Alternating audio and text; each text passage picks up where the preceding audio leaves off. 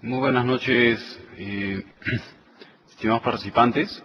En la sesión de día vamos a tratar justamente el tema de gestión del alcance. Es una de las áreas de conocimiento más importantes de la gestión de proyecto. ¿Qué es lo que vamos a ver brevemente, en el tiempo que nos queda? Vamos a ver los seis procesos que comprenden la gestión del alcance. Los vuelvo a nombrar en un momento. En general, ¿qué significa la gestión del alcance? La gestión del alcance debe procurar que el proyecto ejecute específicamente lo que se ha definido. Incluye los procesos necesarios para asegurarnos de que este proyecto va a incluir el trabajo requerido para completar el proyecto satisfactoriamente de acuerdo a los requisitos del cliente interno y externo. Entonces, ¿cuáles son algunos aspectos importantes que debemos tener en cuenta para la gestión del alcance? Primero, el alcance debe ser claramente definido. Debe estar formalmente aprobado antes de que el proyecto comience. También se deben reunir los requisitos de los interesados, que son los stakeholders, ¿sí? Y no solo de la persona que le asigna a uno al proyecto. Por ejemplo, puede ser que el proyecto sea asignado por el patrocinador, ¿no? El sponsor o patrocinador del proyecto. Pues definitivamente nosotros debemos saber quiénes son todos los stakeholders involucrados y recuperar los requisitos de ellos. Esta recopilación de requisitos puede tomar una cantidad de repente considerable de tiempo si el proyecto es muy complejo. ¿Sí? Entonces, en algunas ocasiones, o mejor dicho, normalmente, el tema de los requisitos se resuelve en un proyecto anterior, dejando para el proyecto ya la definición más detallada de los requisitos. Ahora, se utiliza una estructura de desglose de trabajo, el famoso ADT, ¿sí? Y la ventaja de esta herramienta es que se puede encontrar algún alcance adicional y se puede aclarar el alcance que ya hemos identificado. Es una herramienta muy valiosa. Mientras se está ejecutando el proyecto, lo que debemos verificar, ¿sí? Vamos a verificar el trabajo para asegurarnos de que en realidad se está cumpliendo con lo que se conoce como la línea base de alcance, es decir, el acuerdo que va a haber entre el equipo del proyecto y el cliente interno o externo, ¿sí? De tal forma de que cualquier cambio va a ser o va a tener que ser tratado con un control de cambios, ¿sí? Un proceso de control de cambios. Entonces es importante definir la línea base del alcance. Ese es uno de los primeros objetivos cuando estamos hablando de la planificación. ¿Por qué es importante que definamos la línea base? Porque finalmente tenemos que partir de un acuerdo, ¿sí? Cualquier cambio en ese acuerdo debe ser evaluado, ¿sí? Para analizar el efecto en las otras restricciones, de repente en tiempo, en costo, en riesgo, en calidad, en recursos, en satisfacción al cliente. Entonces, no deberíamos permitir ningún cambio en el alcance sin una solicitud de cambio aprobada. Y por otro lado, se debe determinar continuamente qué está y qué no está incluido en el proyecto, ¿sí? A grandes rasgos, eso es lo que podemos decir de alcance. Ahora, otro concepto importante es el identificar qué significa el alcance de producto y alcance de proyecto. ¿Mm? Acá voy a compartir una vista. Voy a compartir una vista acá.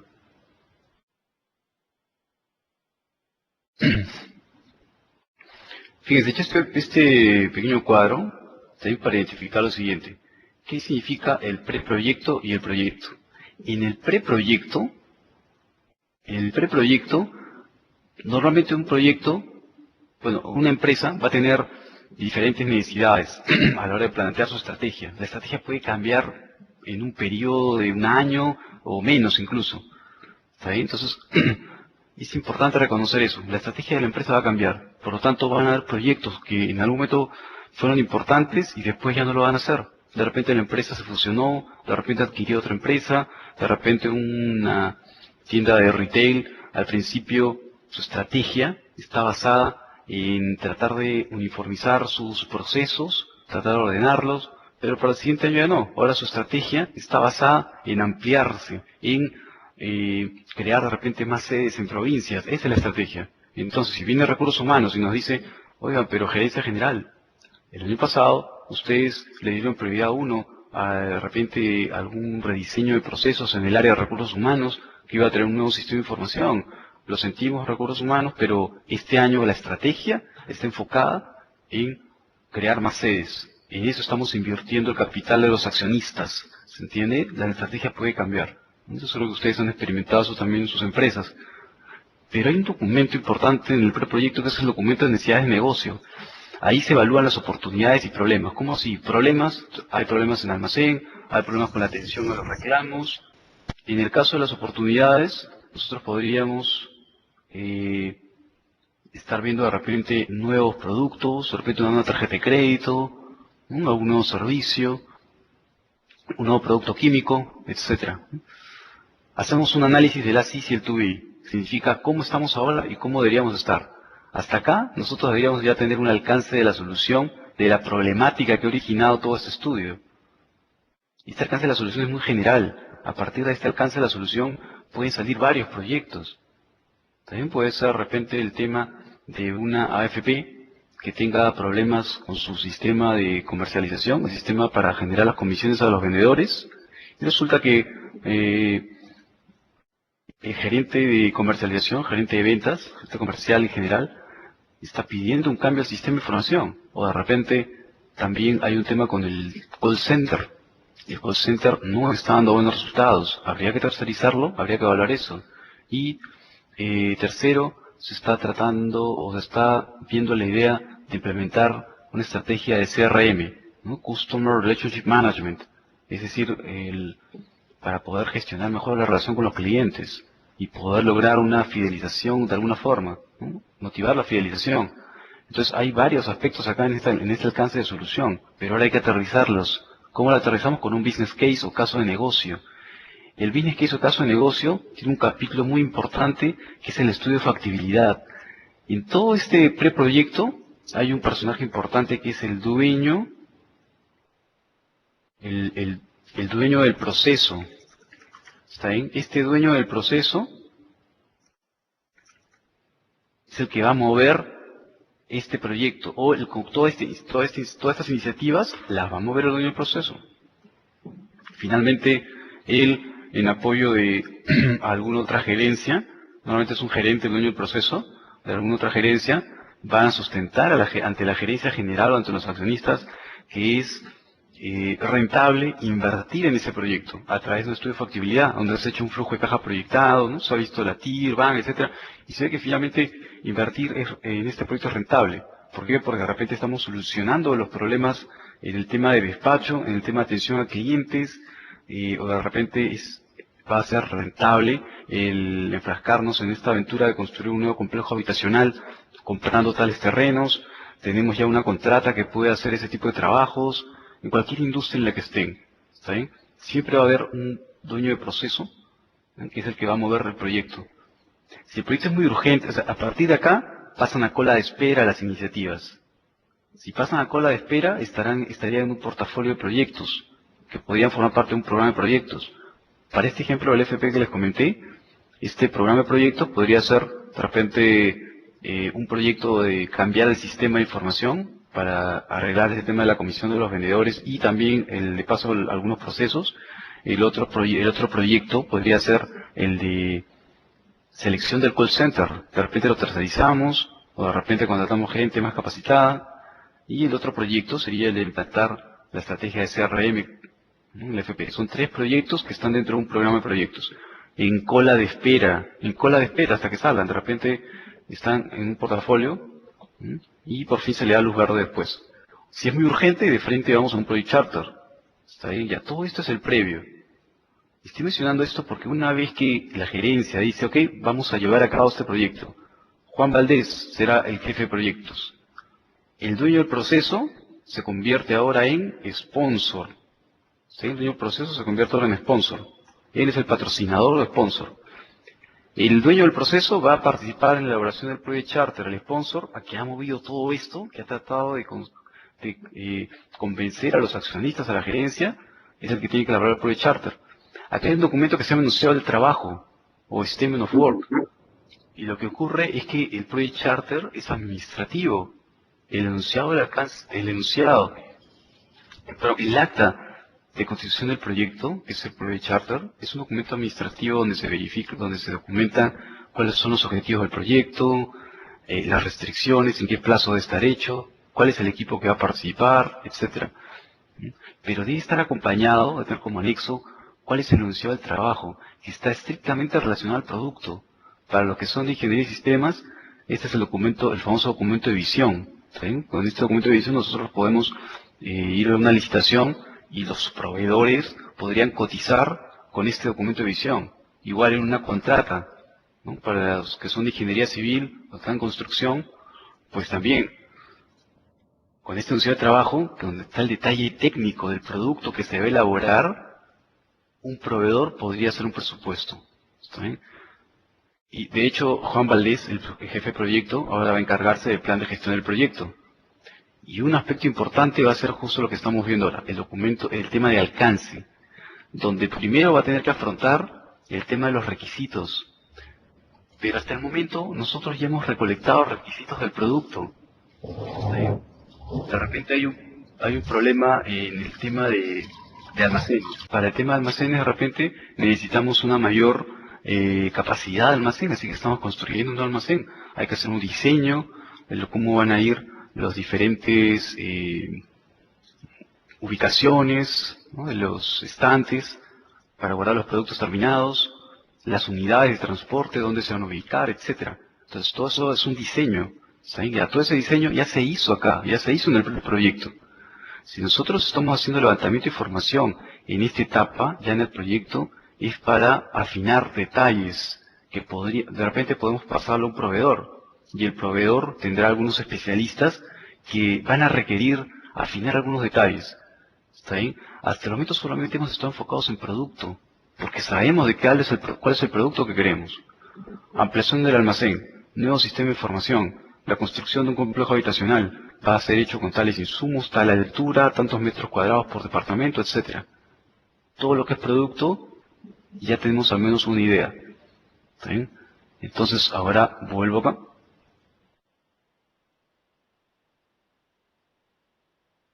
¿Y acaso basta con el producto? Pues no basta con el producto.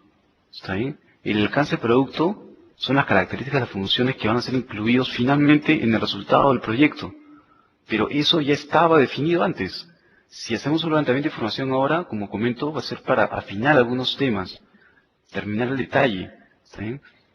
Pero lo que falta acá es el alcance del proyecto, que es el trabajo que realmente debe ser hecho para entregar ese producto. ¿Qué trabajo necesito hacer? Reuniones de trabajo, levantamiento de información, planificación, de repente las actividades en sí del proyecto. ¿Sí? Entonces veamos un ejemplo más elaborado. Fíjense el ejemplo de Tren Eléctrico de Lima, ¿no? Un proyecto muy grande. ¿No? Es un proyecto grande en realidad. Imagínense que hubiera estado de cero, ¿ya? El Tren Eléctrico de Lima de cero. Entonces, si nosotros tratamos de definir el alcance, ¿en qué estaríamos pensando de repente? ¿Cuál sería el alcance del producto? ¿Qué resultado final se espera? ¿No? Entonces, el alcance del producto puede ser proporcionado como resultado de un proyecto anterior o del preproyecto, como vimos, ¿no? Acá, por ejemplo, para construir un terminal de tren, o para construir este proyecto de tren, ¿qué sería? Primero, ¿cuál sería el alcance de un proyecto tan grande como este?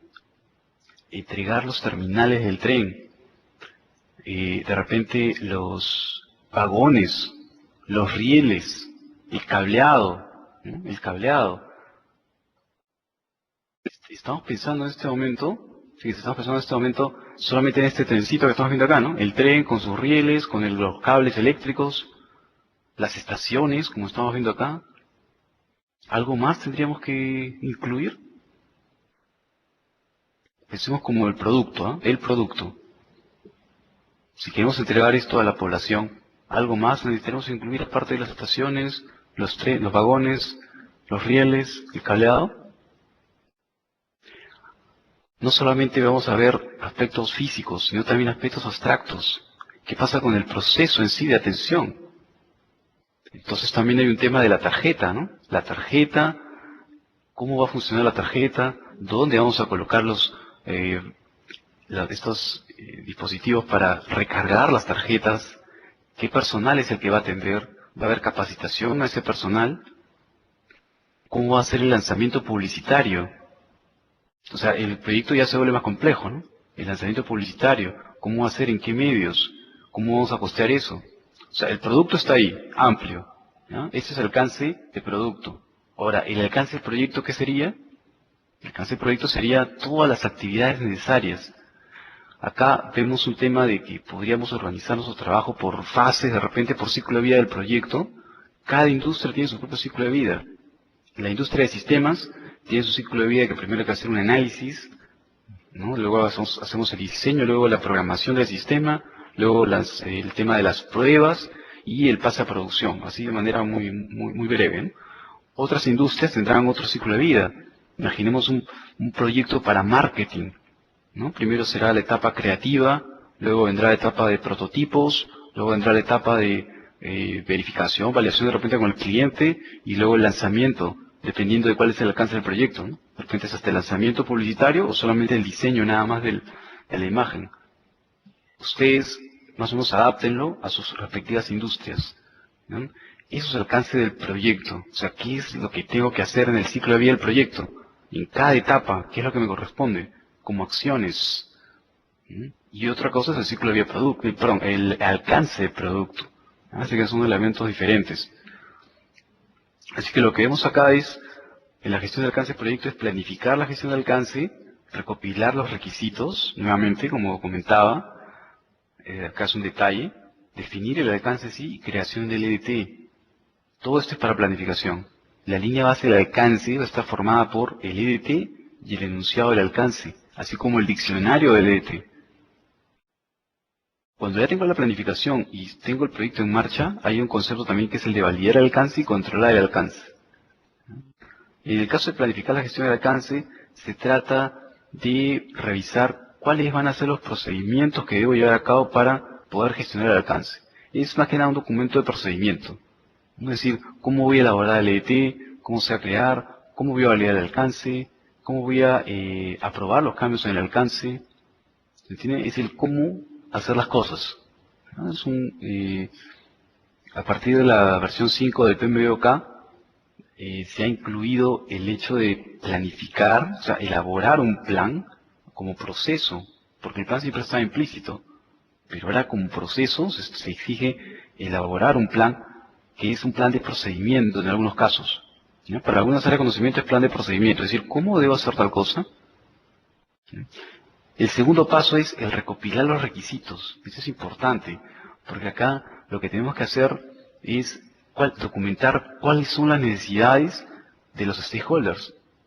Suena muy genérico, suena muy vago, pero alguien muy claramente me preguntó en otra ocasión, pero ¿no se supone que estos requisitos ya estaban hechos y ya los teníamos de antes? Si no, entonces, ¿cómo voy a empezar el proyecto? Y y uno de los primeros pasos va a ser llevar a cabo una licitación. ¿En qué tiempo hice yo la definición de requisitos? Entonces, respondiendo, me adelanté acá a esta pregunta, explicando en el cuadro de que muchas veces los requisitos vienen de antes.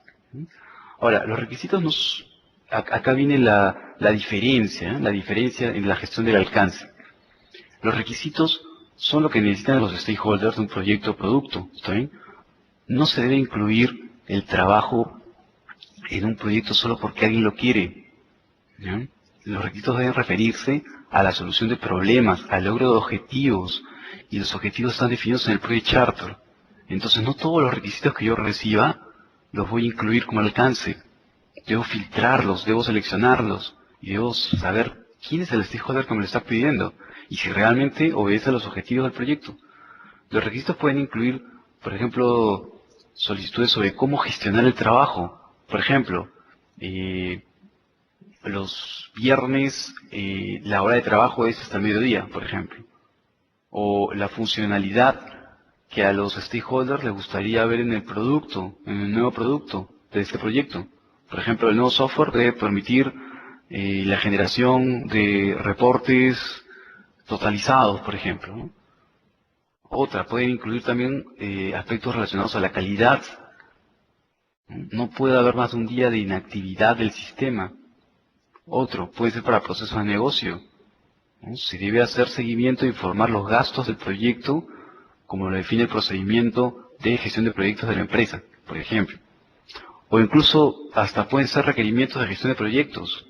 Requerimos que se utilice el procedimiento X para la gestión de riesgos del proyecto. ¿Está bien? Entonces, este proceso de recopilar requisitos va a buscar todos los requisitos, no solo aquellos que estén relacionados al producto. Ahí está la diferencia. ¿Está bien? Hasta hace poco yo estaba haciendo bastante énfasis en todo lo que era requisito del producto, ¿no?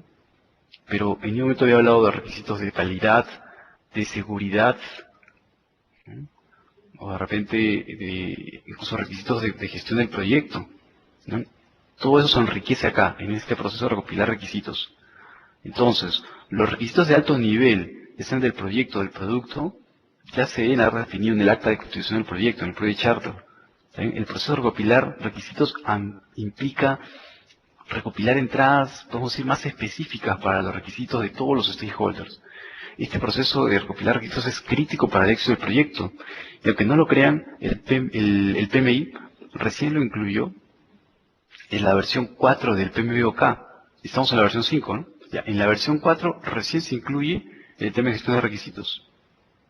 Entonces, el obviar un requisito podría significar cambios muy significativos, conflictos incluso durante el resto del proyecto. No podemos obviar requisitos. Para eso, yo primero debería haber elaborado la lista de stakeholders. Entonces, yo ya puedo mapear qué stakeholder me pidió tal requisito. Stakeholder importante, ¿no? Ojo, y hablamos de stakeholder en general, ¿ah? Ustedes saben pues que en un proyecto minero, un proyecto en una zona rural, un stakeholder podría ser pues las comunidades que viven alrededor de la hidroeléctrica que se va a construir o de repente de la mina que se va a explotar. Igual, si voy a hacer el proyecto se trata de construir, ¿no?, toda la infraestructura para de repente una planta de etanol, ¿no?, y es en una zona rural. Voy a necesitar permisos también municipales o del gobierno regional, etcétera. Esos también son mis stakeholders. Entonces, ahí estoy incluyendo ya nuevos requisitos, ¿no? Requisito el permiso, ¿no? O requisito un acuerdo con las comunidades. ¿Se entiende? Entonces ya no solamente estoy hablando de requisitos del producto, que es lo que había sido resultado normalmente del preproyecto. Ahora, para recopilar requisitos, primero, como comento, identificar a los stakeholders, ¿no? En proyectos grandes pueden haber muchos stakeholders.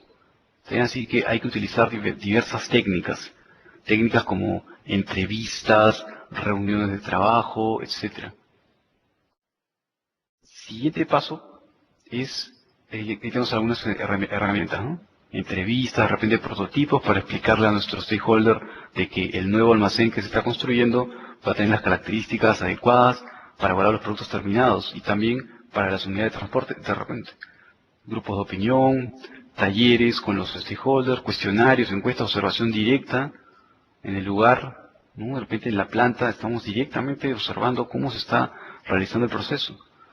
¿Cuáles son las salidas entonces? Un documento de requisitos, muy importante. Todos estos requisitos van a tener que mapearse después contra los paquetes de trabajo, o sea, los entregables, ¿no? Un plan de gestión de requisitos y una materia de trazabilidad, que es justo la que comento, que vincula los requisitos con los resultados del proyecto. Ahí tenemos un ejemplo de materia de trazabilidad. Requisitos, selección de local, redacción del proyecto básico, etcétera, ¿no? Por quién está requerido, quién va a ser el responsable, cuál es el criterio de aceptación del requisito, qué prioridad tiene, versión, estado, etcétera. Una materia de trazabilidad siempre es útil también para poder organizar el proyecto. Y luego viene a definir el alcance. Entonces uno puede decir, pero vaya, ¿y ya no había definido el alcance hace un momento con los requisitos? Pues la respuesta es no, porque eso es un muy importante trabajo el que hagan recopilar requisitos. Pero lo que falta ahora es definir realmente qué es lo que va a estar incluido y no va a estar incluido en el proyecto. Es muy probable de que yo haya hecho el levantamiento de información y haya recolectado de repente 40 requisitos. A la hora de ver las restricciones, ¿sí?, a la hora de ver las restricciones, ahí voy a darme cuenta si realmente es algo que se puede hacer. Y aquí tenemos las restricciones, ¿no? La restricción tradicional que era solo de tiempo, costo y alcance. Pero ya la restricción ampliada ya está implicando más temas. Lograr satisfacción del cliente, manejarme dentro de los estándares de calidad, mitigar los riesgos, ¿no? Aparte del alcance, tiempo y costo. Por lo tanto, esos 40 requisitos que había definido anteriormente, no los voy a hacer necesariamente todos. Voy a tener que priorizar, voy a tener que ver si realmente va a lograr satisfacción del cliente, o está dentro del presupuesto, o lo podemos hacer en el tiempo que nos han definido. ¿Sí? Así que es necesario ahora, como se dice, ¿no? Sentarse y centrarse, empezar con la cabeza fría y decir, a ver, ¿cuál es realmente el alcance y qué es lo que realmente podemos hacer? Preguntas que hay acá en este 5.3, definir el alcance, es una pregunta que siempre me hacen es la siguiente. ¿Cómo es posible que yo a estas alturas tenga temas de definir el alcance si el proyecto ya empezó, si el presupuesto ya está dado, si el Project Charter ya se firmó, ya lo firmaron los stakeholders principales? ¿Cómo es que en la planificación yo podría darme el lujo de hacer un cambio de ese tipo? O sea, de hacer un cambio de repente o recortar alcance, recortar requisitos, si ya el proyecto está en marcha. Esa es la pregunta, ¿no? La respuesta es la siguiente. Eso es válido, está bien. O sea, eso va a ocurrir, ¿no? Puede ocurrir.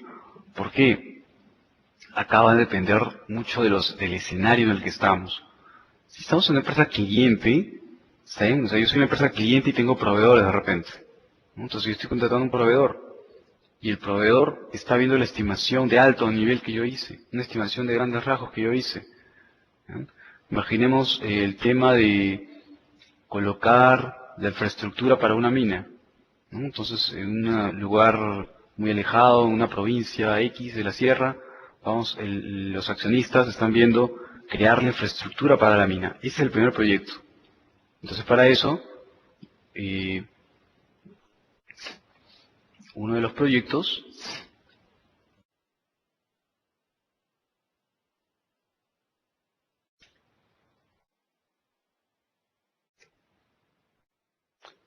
para eso, imaginando, por ejemplo, vamos a aprovechar el ejemplo que teníamos hace un momento, ¿ya? ¿Se acuerdan de nuestro ejemplo, no? Entonces, resulta de que este es el proyecto de la mina, ¿ya? Imaginamos que es el proyecto de la mina, ¿ya? Entonces, el señor Juan Valdés, que es el gerente de todo este proyecto, va a tener que ver cómo va a ser ahora por la infraestructura de la mina, qué es lo que necesita. Necesita casas prefabricadas, necesita crear en la infraestructura el tema de los servicios básicos, me refiero a agua, luz, ¿no? Y aparte de eso necesita el tema tecnológico, ¿no? El tema de las redes, los servidores, porque de hecho que vamos a manejar información acá. Necesita incluso hasta pensar en concesionar alimentos, ¿no? Ahora, es probable de que el señor Juan Valdés vea el tema del cableado, los servicios básicos y las casas prefabricadas con una sola contrata, que es la empresa X y Z, especialista justamente en ese tipo de servicios para minas. Y la empresa X y Z le va a salvar gran parte del trabajo al señor Juan Valdés porque va a hacer casi todo el trabajo, ¿no? Lo que habría que hacer acá es monitorearlo. Imaginemos un valor, ¿no? $200.000, por ejemplo, de repente es mucho más. Y la empresa X y Z manda al señor Pedro Vargas, ¿no? El señor Pedro Vargas tiene su propio Project Charter y tiene su propio alcance. ¿Cuál es su alcance de él? Solamente hacer el cableado y las casas prefabricadas, ¿no? Los servicios básicos, nada más. Mientras que el alcance que tiene Juan Valdés, el señor Juan Valdés, es mucho más amplio, tiene que responder por toda la infraestructura. Entonces, ¿a qué nos referimos con el tema del enunciado del alcance? El enunciado del alcance va a tener que colocar cuáles son los entregables, ¿está bien? Los entregables o los productos finales que él espera. Entonces, para eso, él puede ser que subcontrate. ¿Qué es lo que él espera? Cableado de servicios básicos, casas prefabricadas, el concesionario de alimentos. El concesionario de alimentos de repente se lo entrega a otro proveedor, ¿no? El proveedor ABC, por ejemplo. El proveedor ABC estará a cargo de eso. Yo debo pensar de que cada uno de mis proveedores maneja pues al menos eh, conceptos básicos de gestión de proyecto, ¿no? Entonces, así como el señor Pedro Vargas tiene su propio Project Charter y su propio documento de alcance, también espero algo así de este concesionario de alimentos, ¿sí? Para este proyecto, el señor de concesionario de alimentos de la empresa ABC, él entrará a partir del segundo mes de repente, de un proyecto de 9 meses, este señor ABC entra a partir del segundo mes. ¿Ya? Ok, entonces, volvamos a nuestra teoría. Ya hemos visto ahí el tema de enunciar el alcance, más o menos de qué se trata. Y pensar realmente qué es lo que yo debo recibir para este proyecto. ¿Qué técnicas hay? Pues análisis del producto, ¿no? Para descomponer el producto en sus partes y ver qué tanto incluye este producto. De hecho, juicio de expertos para hacer consultas, talleres facilitados, ¿no? Para poder recoger con los diferentes stakeholders cuáles son los requisitos y finalmente definir el alcance. Acá es donde los stakeholders van a tener que decir, ok, renunciamos a estos requisitos porque no están dentro del plazo y dentro del presupuesto. ¿Ya? Igual identificar alternativas, ¿no? De repente, si estoy retirando alguna funcionalidad o alguna característica del producto, ¿cuáles serían esas alternativas? ¿Cómo lo podría compensar? ¿Ya? Entonces, el documento más importante de esta etapa es el enunciado del alcance. El enunciado del alcance es el que tiene justamente cuáles son los entregables, cuáles son las exclusiones, las restricciones del proyecto en general, cuáles son los supuestos. Los criterios de aceptación del producto en general son muy importantes. Finalmente, ¿cómo voy a aceptar este producto? ¿Está bien? Entonces, es muy importante este 5.3 que es definir el alcance. ¿Está bien? Ahora, nuevamente, ¿se pueden hacer cambios? Sí, se pueden hacer cambios en esta etapa, pero si todavía no tengo línea base, si yo todavía no tengo línea base de alcance, porque todavía estoy en etapa de definición, entonces no sería un control de cambios. Ok, acaba de depender del escenario, como digo, ¿no? Yo no contrataría a un proveedor si no tengo las cosas claras. Ahora, de hecho, una vez que yo tengo ya el trato con el proveedor y llevo un acuerdo, pues sí, yo voy a conseguir una línea base y cualquier cambio será por control de cambios, ¿no? Pero yo debo tener un alcance al menos definido. Si no lo tengo claro, entonces durante el proyecto, la empresa cliente debería preocuparse por tratar de ajustar el proyecto, ¿no? Es más, cuando uno ve gestión de costos o gestión de tiempo, ve que al momento de desarrollar el cronograma, por ejemplo, ¿no? Desarrollar el cronograma o elaborar el presupuesto, se van a tener que hacer ajustes y todavía no he hecho línea base. ¿Por qué? Porque hay un periodo de tiempo que ha sido estimado por el dueño del proceso o el sponsor, que era, por ejemplo, de 10 meses. Entonces yo tengo un plazo de 10 meses. Si yo hago mi estimación y en costo y tiempo, de repente me sale 12 meses. Lo que me va a decir la gerencia es imposible, 12 meses no podemos tener eso, tiene que estar en 10 meses. Así que ajusta retirando actividades que no sean útiles o de repente características del producto que puedan esperar. ¿Ya? Así que es importante reconocer eso. Pueden haber cambios. Y la creación del EDT es un paso también muy importante. Perdón. Cuando estamos creando el EDT, lo que estamos haciendo es un gran organigrama de cuáles van a ser los entregables de este proyecto. Esos entregables del proyecto, es decir, cuando ya no podemos subdividir más, son los menores componentes, eso se llama paquete de trabajo. Entonces acá estoy mostrando un ejemplo de un paquete de trabajo. Este es el proyecto, tiene tales ramas, ¿no? Tales subcomponentes, y así vamos llegando, desagregando, hasta el límite mínimo que es los paquetes de trabajo, el último nivel de cada división.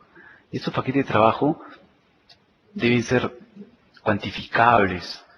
Yo debo tener la capacidad de poder preguntar, ¿y cuál es el porcentaje de trabajo, perdón, cuál es el porcentaje de avance que tiene José Pérez de su entregable, su paquete de trabajo que se le ha asignado?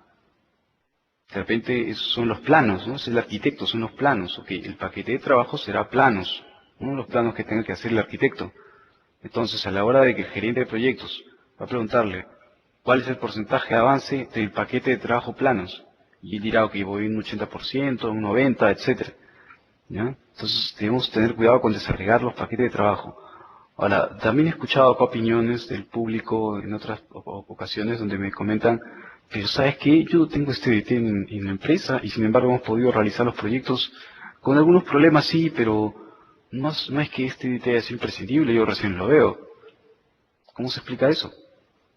Si tú dices que es imprescindible, nosotros no lo hemos trabajado.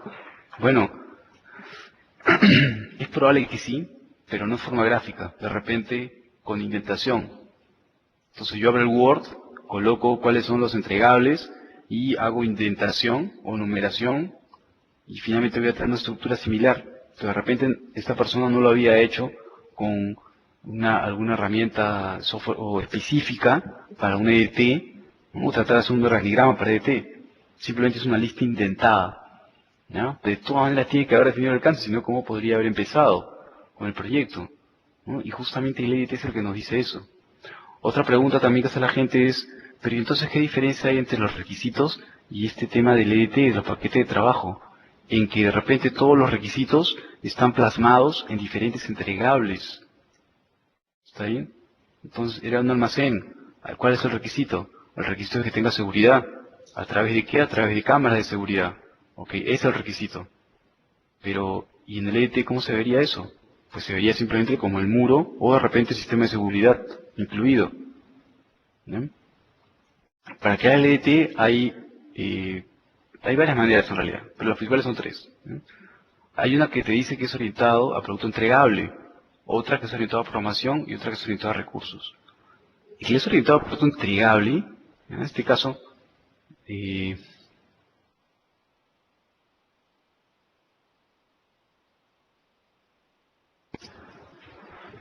a ver, me dicen que no se escucha y ahora sí se escucha bien.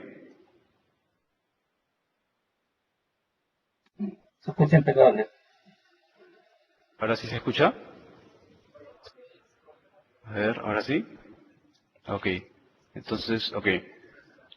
Comentábamos de que a la hora de crear el EDT tengo varias maneras. Puede ser por composición del producto en sí, o puede ser también por fases, ¿no? Por fases, o de repente por unidades administrativas. Entonces, acá yo estoy mostrando un ejemplo de EDT en el cual se ha dividido los paquetes de trabajo, que son los entregables en sí, por fases. Estas fases obedecen al ciclo de vida del proyecto. Como comentábamos temprano, para un proyecto de software, el- las, eh, las fases van a ser por requisito, diseño, construcción. ¿No? Se parece bastante a las etapas que puede tener otra industria. Siempre en el EDT hay que agregar una rama, en este organigrama, una rama que esté relacionada con la gestión de proyectos, ¿no? Para que acá se coloquen las actividades adicionales. O sea, ¿cuáles son esos entregables abstractos? ¿No? Son las reuniones, ¿ya? O la administración en sí. ¿Está bien? Otro ejemplo. Vamos a ver. Este es un ejemplo híbrido, ¿no? Porque acá estamos hablando de un sistema de una aeronave, formación, datos, vehículo, equipamiento, instalaciones. Bueno, más parece estar orientado pues a producto, ¿ya? Y esto es orientado a producto, porque no está hablando acá de fases. En cambio en el otro, este sí era por fases. Muchos proyectos prefieren hacerlo por fases, otros lo harán pues por composición del producto. ¿Cuál es mejor, cuál es peor? Pues en realidad eso depende, ¿ya? Si a uno le va bien haciendo los EDTs por fases y le da un mayor orden, entonces es correcto, depende del punto de vista. ¿Mm? Y en este caso estamos viendo que está pues dividido por componentes. Otro ejemplo, el proyecto computador organizado por producto. Fíjense, acá este EDT, que es el que tiene los paquetes de trabajo hasta el final, está organizado por producto. ¿Cómo así? Tiene un producto o un componente que es la documentación, otro componente que es el computador en sí. Y este computador está formado por estructuras, circuitos, disco duro, etcétera. Y por otro lado, las pruebas. Las pruebas también es otra rama, las pruebas que se hacen. Ahora, vayamos al otro enfoque. Este es por producto. ¿Y cuál es el otro? El otro es por fases. Fíjense la diferencia. Para armar un computador, ¿cuáles serían las fases? La etapa de ingeniería y diseño, la etapa de adquisición de los insumos, la etapa de la fabricación, las pruebas, el ensamblaje, las pruebas de sistema. Se tiene acá, sí está por fases. Y el otro, en cambio, hablaba simplemente de componentes, ¿no? Entonces yo hago LDT como si estuviera armando un Lego, ¿no? Por componentes acá, ¿ya? Esa es la gran diferencia entre estos dos enfoques. Este es un ejemplo. A ver, acá, ¿cómo estaría armado nuestro BDT? ¿Por fases o por producto? Por el chat, si alguien se anima, puedo responder. ¿Cómo está armado este proyecto? Este DT. ¿Este DT está armado por fases o por composición del producto?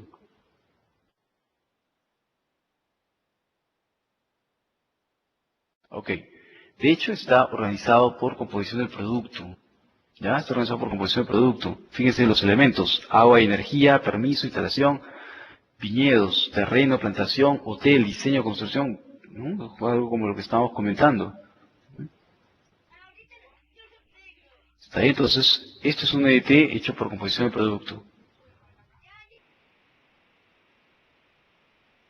Ahora, un EDT es una herramienta, pero que es de forma gráfica.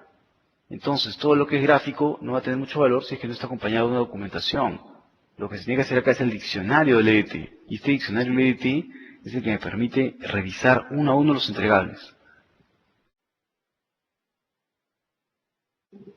Ok, así que el diccionario del EDT finalmente va a aterrizar qué es lo que significa cada paquete de trabajo.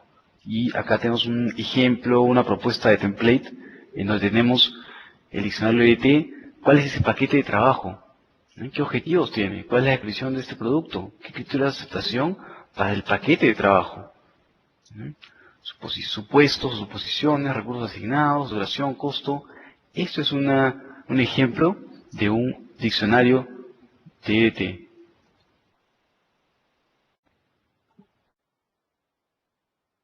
Validar el alcance nos va a dar los pasos para que finalmente el cliente, ¿está bien? El cliente acepte el producto. Validar el alcance consiste en que el cliente acepte el producto. Lo que se hace acá es que una vez que se realizó el control de calidad de las inspecciones, pueden haber observaciones, luego realizamos ustedes el control de calidad, nos reunimos con el cliente y el cliente puede ser de que apruebe los entregables o de repente los rechace.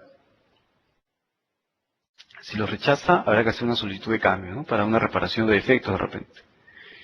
Y controlar el alcance lo que hace es verificar de que solamente estamos avanzando, ¿saben? Lo que hemos prometido en la línea base de alcance, ¿no? Que era el enunciado de alcance, el EDT y el diccionario del EDT. Esa es la idea acá.